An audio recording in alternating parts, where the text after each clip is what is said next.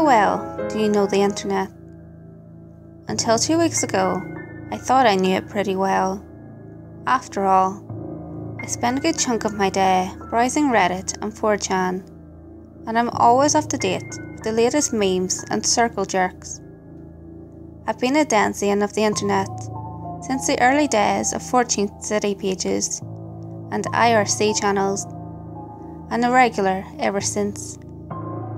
Then, about a year ago, somebody introduced me to the shadow web, a sort of secret layer of the internet that you will never find by googling or looking up messaging boards. There are no in-links from the surface web to the shadow web. And no, this isn't the deep net, in case you were thinking about that. Not some website with gore videos of freak accidents. I've seen those. I assure you, this is something far more twisted. I never asked what his name was. He was a regular. He came into the gas station where I worked as an attendant last year. Every time he came in, he would buy $20 to $50 of cash vouchers, which I assumed were for porn subscriptions.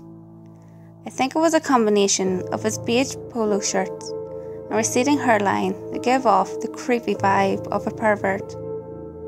One day, he asked for $300 of vouchers, and I made the mistake of raising the question, what for? Have you ever heard of the shadow web? I remember him asking me casually as he counted $300 from a wad of $20 bills. I hadn't, so I shook my head. Then he looked through his wallet and withdrew a little slip, one about the size of a credit card. If you want to find out, he whispered. He leaned towards me and slid the piece of paper into my chest pocket. I gave him his vouchers, he left, and I never saw him again. Not long after, I left the job to return to school. It wasn't until a couple of weeks ago that I came across the old, yellowy uniform with the piece of paper still in the front pocket. When I opened it up and read its content, I immediately recalled my encounter with the creepy customer. The piece of paper had instructions on how to get to the gateway of the shadow web. There were a lot of steps, some more sophisticated than others. Unfortunately, I was both tech-savvy and curious enough to follow them.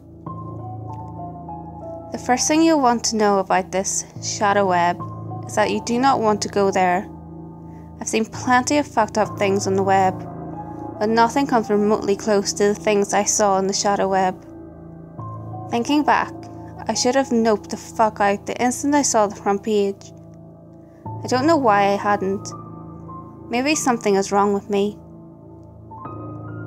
When I got to the gateway page, which resembles one of those welcome pages that pops up when you use the free Wi-Fi at the airport or at the mall, the first thing I noticed was the word corpse fucking. It was underneath the search field among 30 or so other words, which I assume were the most commonly looked up things on the shadow web. Things like skinning and mutilation. That should have been my cue to X out. There were a lot of other things too, other than sexual content and graphic gore footage. Things like instructions on how to make DIY roadside bombs. Things like a Craigslist for cannibals and people who wanted to be eaten by cannibals. Things like a marketplace to buy and sell stolen identities, either individually or in a bulk. I spent almost an hour reading up on leaked war documents and diplomatic cables on a site called Avenge Shadow Web. The website looked very retro, if you know what I mean. The layout had frames and each frame had its own scroll bar. When I found myself clicking on links without thinking twice, I realised I had become uncomfortable in the shadow web. Don't ask me how I came across this next website. Curiosity got the better of me, and I clicked on things I shouldn't have. I'll spare you the actual name of the site, because I know some of you will make the same mistake that I did, thinking it can't be that bad. It can. When I got there, I noticed the Ucash logo at the bottom of the page, indicating that pet services were available. It was in fact a live webcam show, but you only paid if you wanted to be the director. Viewing was free. Beneath the live feed of a webcam was a login page to a chat room. It prompted me for a screen name when I clicked on the join button, so I entered ASD FAS DFG, like I always do when commenting on Pornhub or X videos. As soon as I got past the login, a torrent of messages flooded the screen. Most of the messages were in English, a few were in Japanese, and I think some were Arabic or Farsi. The number of participants in the chat room fluctuated between 150 and 200 people. But that's only the number of people who bothered entering the chat. I suspect many more were watching anonymously. The majority of legible messages were start and go go go, or something to that effect. After about a minute, a man with his face hidden behind a hockey mask appeared on the feed. I remember him having dark brown skin and being really skinny, like starving Ethiopian skinny. Shortly after that, everyone was set on mute. Everyone, except for one user by the name of Italian Goat, who I figured was the director of this show. That's when the screaming began. She was blindfolded and tied to a wooden chair, with her hands behind her back. A bigger, darker man dragged her by the hair until she sat dead center on the screen. I watched her try to struggle free from the ropes. She was so tightly fastened that you could see the bruising. God knows how long she had been tied up like that. Finally, the bigger man took the blindfold off, and she stopped screaming. When she looked into the camera, she seemed to realise what was about to happen. She started crying and begging the two men in what I think was Arabic. Then a message popped up on the chat. Lay her sideways on the floor. The director issued his first command. The skinny man saw the message and relayed it to the bigger man in their own language. Kick her in the stomach. The skinny man continued with his translation. Kick her in the face. Screaming got louder and louder. What the fuck was I watching? That was it for me. I reached for my cell phone, ready to dial 911. Stomp on her tits. Tell your friend to kick harder. I pay good money for this. I was in so much shock at this point that I couldn't take my eyes off the screen. The kicking went on for another 10, 20, 30 seconds. It seemed as if it went on forever. Now, slit her throat.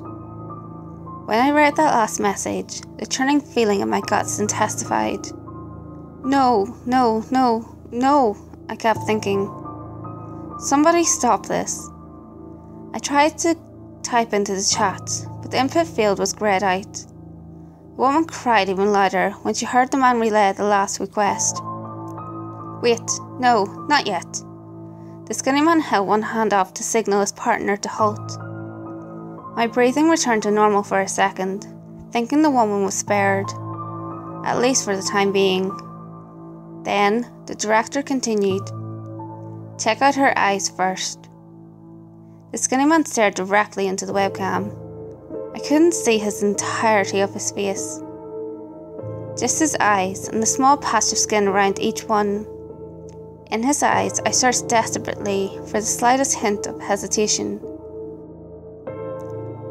Please, put a stop to this, I prayed, but I kept the mouse cursor hovered over the close button in case it did not. And then, the skinny man began typing, and a second screen name popped up on the log. Another $500. My mind froze when I saw the number $500. This woman was being tortured and possibly killed for a meagre sum of $500. I was thinking as much every other week at the gas station, and I was barely making minimum wage. If I could offer $1,000 to stop this, I would. I would empty out my savings account if it meant saving her life. I would, I swear on my life. I'd pay anything to stop this madness. Italian Goat replied, "Okay." I quickly shut off the screen before I could see any more. I wish my common sense could have kicked in earlier. I ran out to the yard where I regurgitated about 2 meals worth of vomit. It had been a long time since I felt this sick from watching something. When I was in junior high, some friends showed me a clip from rotten.com. It was one where a man had his skull sliced in half by the rotor blades of a helicopter he was in the midst of repairing. And then, over the years, I've seen many more videos like that one. Enough that I don't get the urge to puke in my mouth anymore.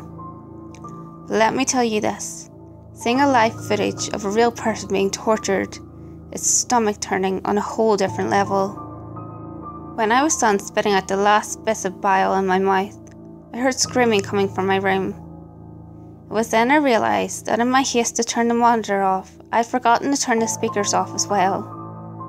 Her screams got worse and worse, until finally I was able to reach behind the desk and disconnect the speakers from the computer.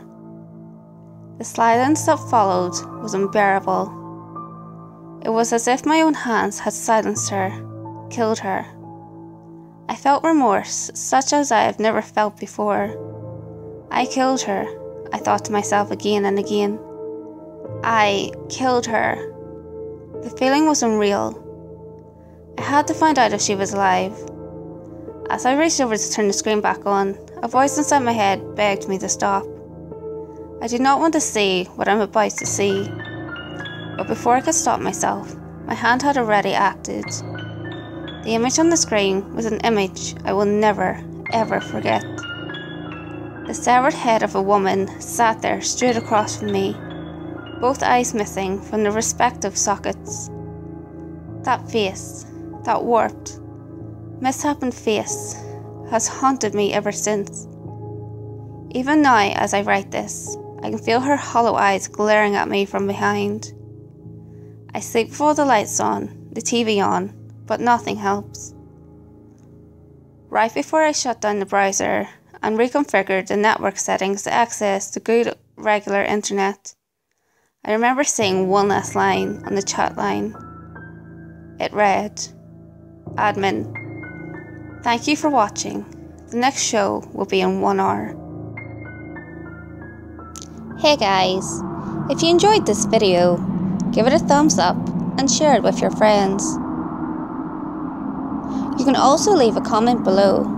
All feedback, good or otherwise, is always appreciated. If you have any creepy stories of your own, or have any topics that you would like me to cover, feel free to send them in via any of my social media. You can find all links to my social media in the description below. Until next time guys, make sure you lock your doors, stay safe, and I'll see you next video.